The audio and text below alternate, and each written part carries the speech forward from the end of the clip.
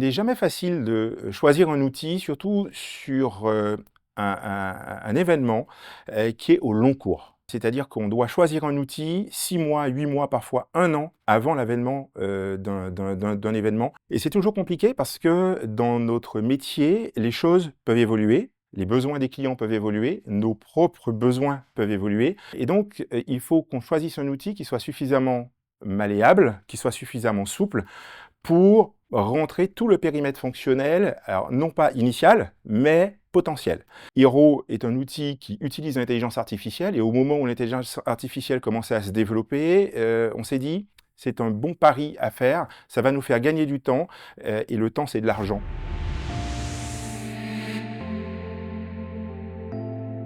Le deuxième point, c'est que c'est un outil qui est facile à déployer. Je parlais de périmètre fonctionnel tout à l'heure, mais il y a aussi le nombre de personnes qui doivent accéder à l'outil. Au début, on était peut-être 5, 6 à imaginer l'utiliser, et puis ça a évolué vers plusieurs dizaines. Et donc, c'est important d'avoir un outil facile à déployer. C'est un outil qui est full web, et ça, c'est extrêmement important. C'est un outil qui est aussi sécurisé. Et ça, c'est important à la fois pour nous, parce que nous sommes une grande agence de communication et donc nous avons un devoir de sécurité vis-à-vis de nos clients, sécurité et robustesse, mais aussi parce qu'on travaille avec des clients qui sont de grands clients et qui tiennent beaucoup à cette question de sécurité. Et j'intègre aussi autour de la sécurité des notions de RGPD, évidemment.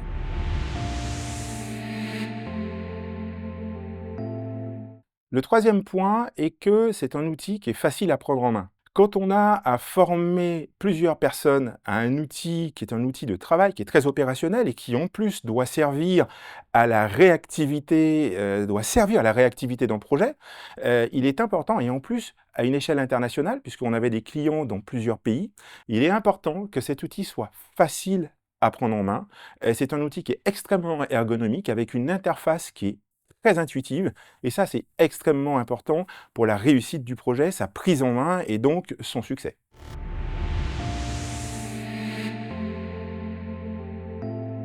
Cet outil permet de mettre en place des workflows un peu à la demande. Et effectivement, au début du projet, on imagine un workflow, on imagine un certain nombre d'étapes de validation, et ces étapes de validation peuvent évoluer, et ont d'ailleurs évolué pendant le projet. Et donc, c'est important d'avoir un outil qui permet de s'adapter à des processus de validation parfois très courts, et d'autres parfois très longs, très complexes. Mais en fait, il ne faut pas que la longueur de ce processus de validation ait un impact sur la durée de cette validation. Et c'est ce que nous offrait cet outil, c'est-à-dire la visibilité des contenus par toute la chaîne de production de ces contenus jusqu'à la phase de validation, et ça dans des délais très courts parce que ce projet avait une caractéristique un peu journalistique. La notion de référence, c'est aussi important pour nous.